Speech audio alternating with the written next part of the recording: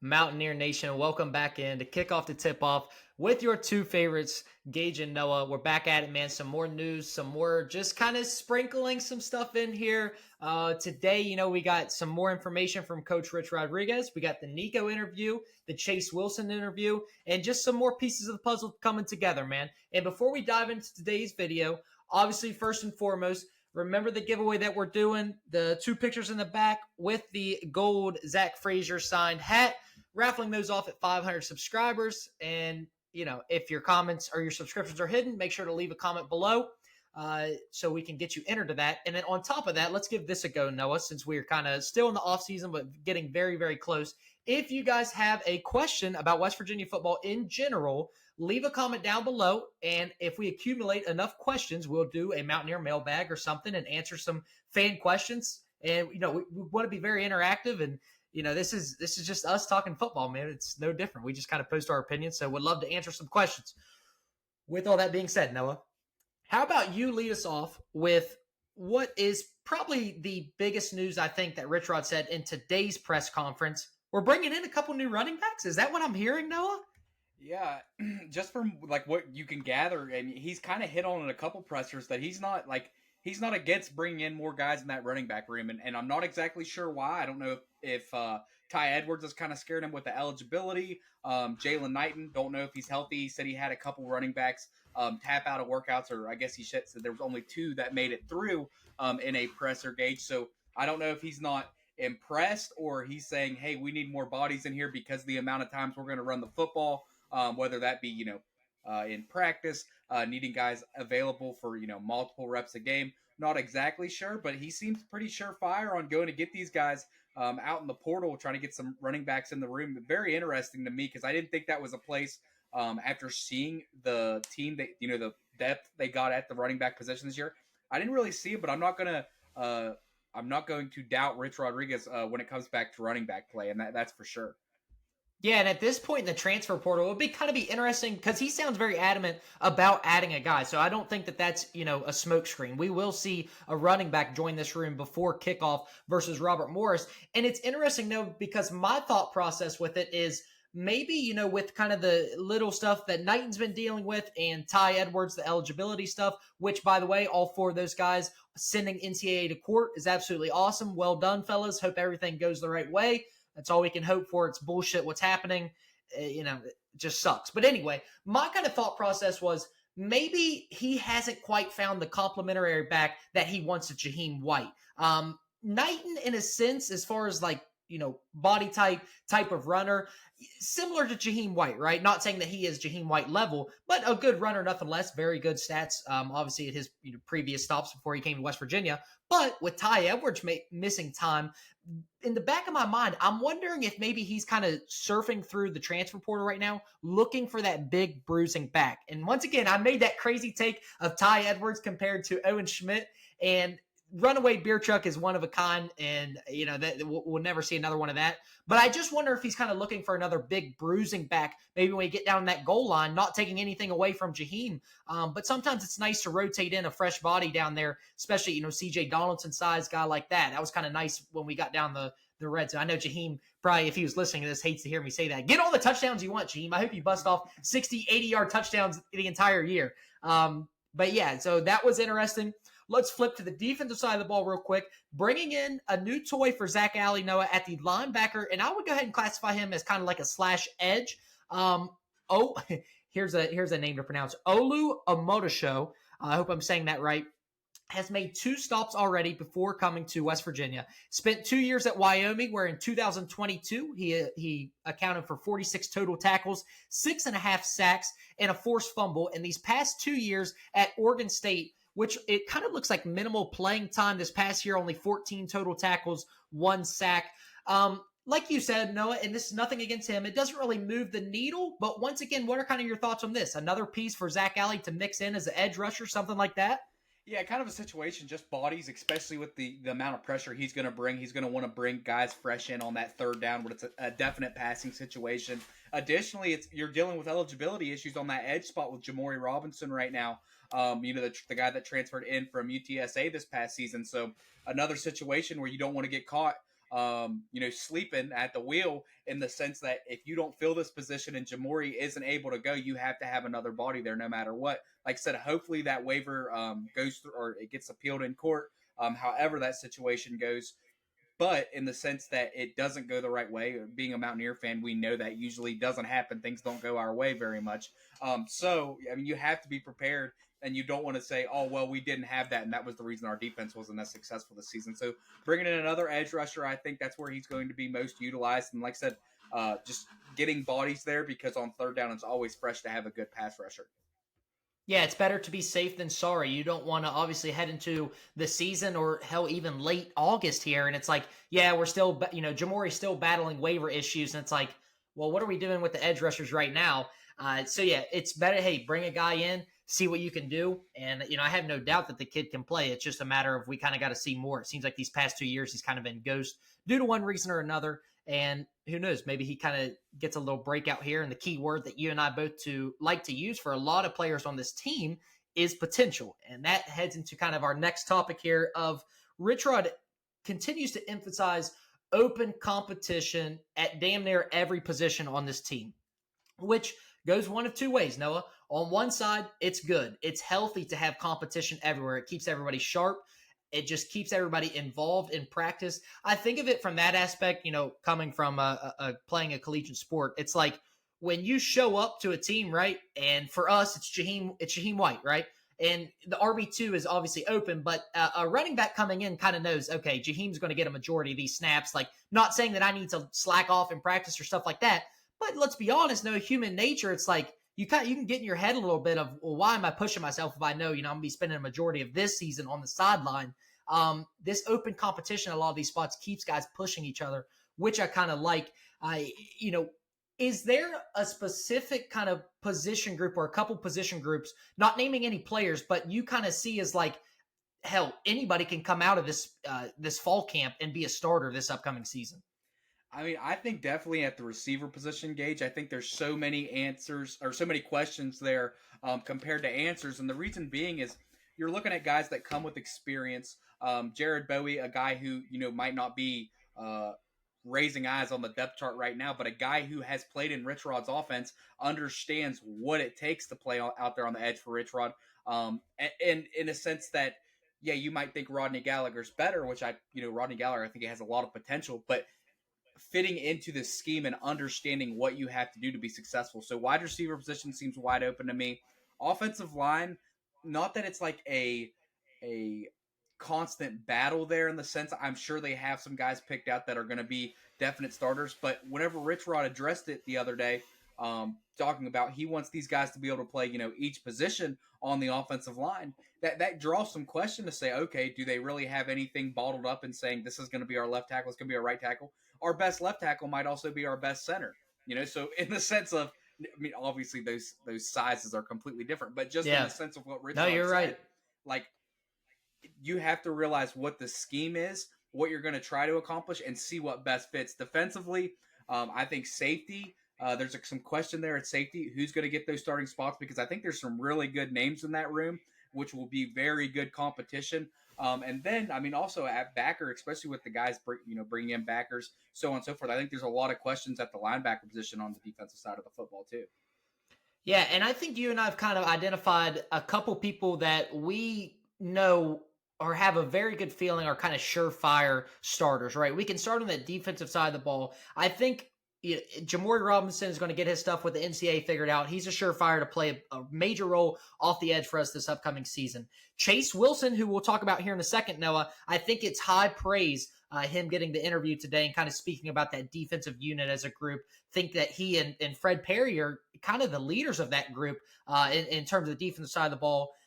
Fred Perry, who I mentioned, surefire starter, hybrid safety. You talked about the safety position being open, partially because of how he plays as a hybrid. Put him in the box. Sometimes he's back. It's like, yeah, there's a lot of ways that he's moved around, which opens up that safety spot or, somewhere else on the defense for a guy to step up. Michael Coates and Juice Scruggs at the cornerback positions. PFF had a grade there of current Big 12 cornerbacks, both of those guys making the list. Those are kind of the two guys we're kind of hoping to lead literally a revamped cornerback room. They are not, let me look right now. There's not a lot of returning guys. I'll put it that way. You flip on that offensive side of the ball, get this to focus here. Cam Vaughn, we know, is going to play a big role as an X receiver. Grayson Barnes in that tight end room. Jaheim White, and then the one offensive lineman that we feel good about is Walter Youngbear. So, I kind of just see those guys as surefire starters. This would not focus, but yeah, man, I guess transitioning off that, we can talk about the offensive side of the ball. I thought what Rich Rod said was kind of funny about his offense, and Nicco kind of talked about it too. What do you think of him saying, let's run we want to run our offense like it's a 2-minute drill the entire game as I try and get this fixed? He referred back to that, Gage, and he was talking about that's where at Glenville State, that's where that all started. He kind of came up with the idea, let's run this offense like we're in a 2-minute drill the whole time. When you listen to Rich Rod speak about it, and then after that, which we'll get into, Nico's situation when he spoke to the media, it is definitely a high tempo, high pace, and that's what everybody continues to talk about when they talk about this, is that high pace offense, and that's like the biggest change for a lot of people.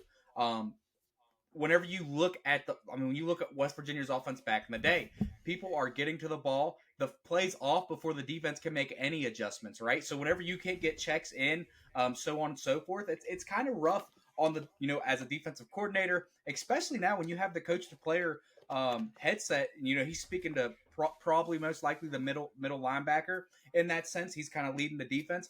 When they're not able to get checks, they're barely getting their play calls, and a guy's back on the ball ready to snap. I mean, it's very rough on the opposing defense. And then also, as a player on the offensive side of the football, you have to be mentally and physically prepared to play that style of football. 100%, man. And that's kind of, let's get into it from the interview today from potential, QB1. I don't know. I'm kind of hoping Henderson gets a quarterback, an interview here soon. Would love for Mountaineer Nation to kind of get to know him. I feel like that's kind of the thing. Everybody, obviously, Nico's been here, has not transferred, all that stuff. So everybody knows Nicco, right? I feel like a lot of people really don't know Jalen Henderson. They just know that he's a transfer from A&M. Haven't really got a chance to hear him speak, things like that. So hoping to hear him talk here soon. But potential QB1 interview today, Noah, I don't know. It's to be determined, obviously. But my overall thought from Nico's interview was it was very professional, if that makes sense, right? I don't know if that guy's been media trained or what, but he gave a very clear, good leadership mentality interview today. Loved a lot of aspects from his interview. Couple things that stood out to me, and I know some are similar for you. And if you got anything else, make sure to get it in. But first off, he feels that this offense fits him very well, right? We know that the Neil Brown era style offense, a lot of around the line of scrimmage screen plays, RPOs, a lot of that things. We didn't see a lot of games where the passing numbers were high, right? And we've stressed it before. Nicco is a really talented thrower. Didn't get to see it a ton because he didn't play a lot of games yet. B, just the system. So I found it interesting that he feels this offense fits him well. Obviously, he said the tempo was the hardest thing to grasp in this offense, as I feel for many of the offensive players, that's the deal. And then the flexibility of this offense, he really enjoys. What's your thoughts on, he said he likes how maybe it's quarterbacks and running backs getting equal amount of carries, tight ends and wide receivers getting equal amount of targets. That statement alone kind of made me excited for Grayson Barnes in this upcoming year. Yeah, Gage, whenever you look at, even what Rich Rod is hitting, the running back coach, and I'm blanking on a name right now. Larry, I believe I'm blanking on the name, Gage. Sorry for Long that. day, brother. You're good. Yeah, I know, late night recording. But anyways, getting into that, Gage, whenever you look at what they say, they are willing to get the ball to Larry Porter. Larry Porter, there it is. I knew it was Larry. I want to say Brown for some reason, You're good. But I was stuck. You're good. Anyways, getting into what they were talking about is they are going to get their best playmakers the ball, and that's what I think Nicco finds interesting about this offense. If you need to run a 3-back set, Rich Rod will come out in a 3-back set, and they will spread that ball around. Just as if the tight end is hot, Grayson Barnes is hot, we're going to get him the ball. The way they're going to use that, and I thought this was really interesting coming from Rich Rod, kind of going back now that I'm thinking about it. Rich Rod talking about the tight end usage in this offense. That is he said outside of quarterback, that is the hardest position to learn because what you're utilized for. You have to be able to block with the lineman. You have to be able to run open routes and open field just like a receiver can. And especially in this offense, you're going to be asked to kind of pull as a guard, to kick out block, to open up holes for these running backs behind you. So just everybody they're going to use, Gage, is very interesting, but the amount of times these guys are going to have the ability to make plays because the ball's going to be coming their way. Yeah, and we've stressed a lot about that offensive line, right? We talked about how maybe this scheme can be not different in terms of X's and O's, but different in terms of they feel very involved within this offense, and same for tight end. I feel like that is kind of like a key, the way that he stressed it, right? It's a key part of this offense, all the different things that you have to do, which kind of brings me to the point of, behind Grayson Barnes, Jacob Barrett coming from Jacksonville State, somebody who's been in the system, things like that. Those backup tight ends, I feel like we'll definitely see some play from Barrick and other tight ends, because maybe Barrick blocks better in certain formation schemes, stuff like that, whereas Barnes is a better receiving threat. Nothing against Barrick. It's just, like you said, getting your players in the right position to make plays. And I want to hear what do you think of what's your take on Nicco as a rusher in this offense? I guess that's the best way to put it. It's funny that you asked this, Gage. When you said, make sure you hit on anything you want to hit on. This is something I wanted to hit on, Gage. Something I loved that he spoke on. Somebody asked him a question. It was kind of like a question up in the air. Do you, Pat White was an 1,000-yard rusher in this offense. Do you believe you could be an 1,000-yard rusher? At first, Nicco says, I'd like to think so. And then he asserts himself and says, no, I know I can be a 1,000-yard rusher. And correlating this back with Rich Rod is he doesn't need the most athletic runner. He doesn't need the best. He needs a willing runner. And what that says about Nicco there is that confidence, is that he is willing to put his shoulder into that linebacker's chest and get that extra yard. That is what it takes to be a successful quarterback in this system. We go back to Tyler Huff last year at Jacksonville State, and that's what Rich Rod continued to harp on all this offseason was, he wasn't the most athletic guy, but he was a willing physical runner. And sometimes that's what it takes at that position to thrive in a Rich Rodriguez offense. One of the better kind of quotes that you could bring out from Nicco's interview was something along the lines of hard edge is a choice, or hard edge is a lifestyle, not a choice. Yes. I love that. Seems like obviously, your quarterback obviously has to embody the system that Rich Rod is bringing in. Like I said, he said all the right things today. I was genuinely kind of not surprised, but shocked at how professional his interview seemed. Like I said at the beginning.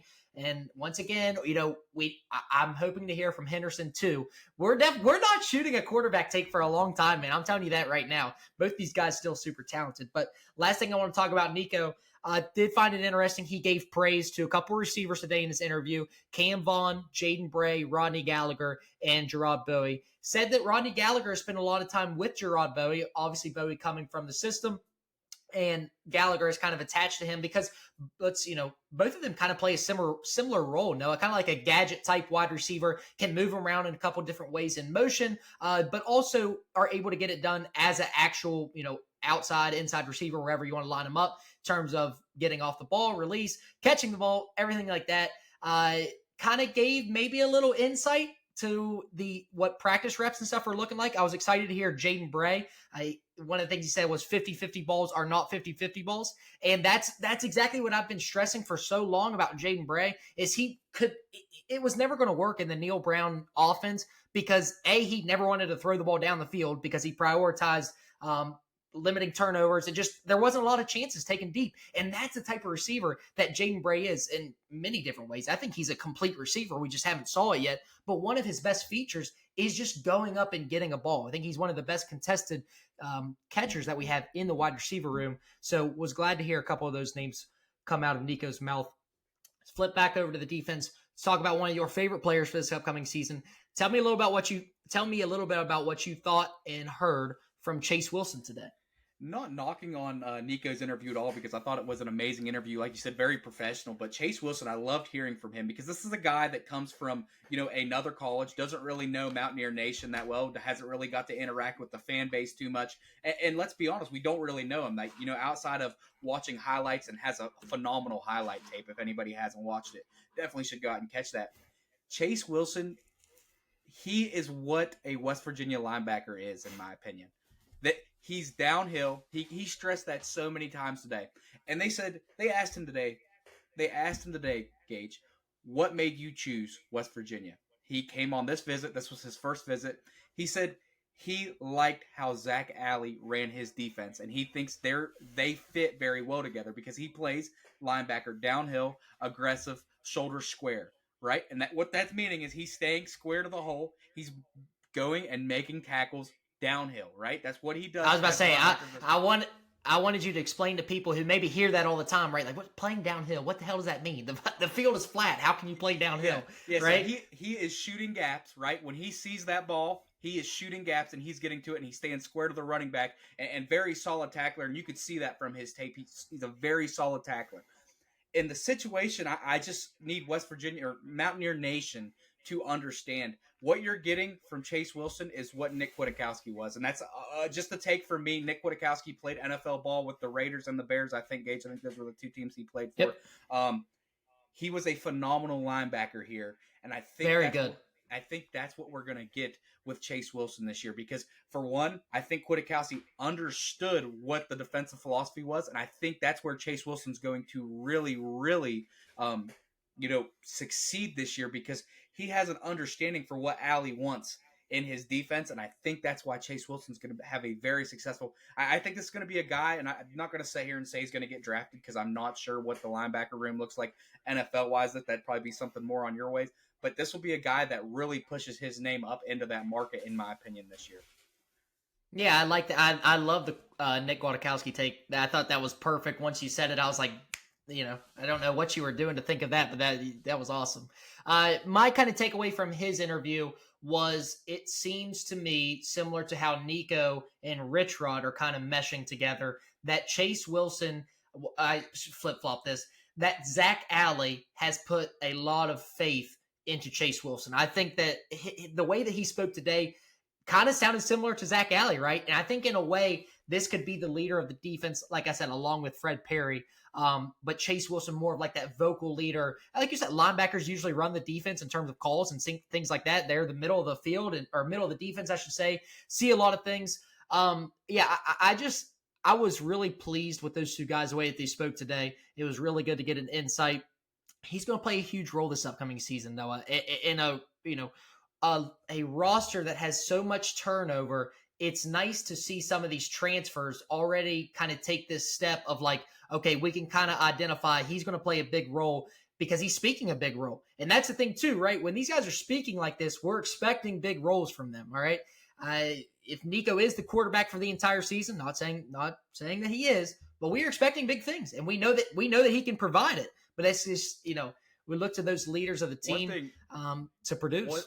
One other thing I wanted to hit off that interview, Gage, it kind of slipped my mind there. I got talking about Nick Kwiatkowski, brought back the good days. Looking at what he said, right, and how he phrased things in a sense, he is going to be the guy that kind of runs the show. I think that's going to be the guy with your coach to player. He's talking with Zach Alley, like you said, leading the defense. But additionally, when we look at Chase Wilson as a player, as a player in the sense of he's going to be a playmaker. When a fumble happens, that Chase Wilson is going to be around the football, and I think that's something that we really have to key on. And then one other thing that he said, even talking about Rich Rod, playing against Rich Rod's offense, because they're playing obviously not live. Tomorrow's their first tackle practice, where they're able to wrap up, take to the ground.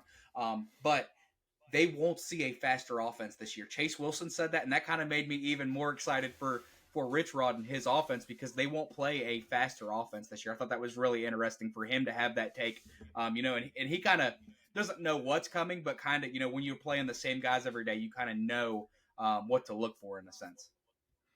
Yeah, absolutely. When you're playing at that pace in practice all the time, game probably starts to slow down a little bit when teams are going back to the huddle after every play. And yeah, for sure, man. So that's going to do it for today, man. I say shorter video, about 24 minutes. Statement of the day, no question. Is Rich Rod watching our videos, Noah? I talked about Khalil Wilkins and Scotty Fox there in our last video. And wouldn't you know, Rich Rod starts talking a little bit about Khalil Wilkins, not Watkins, Khalil Wilkins and Scotty Fox.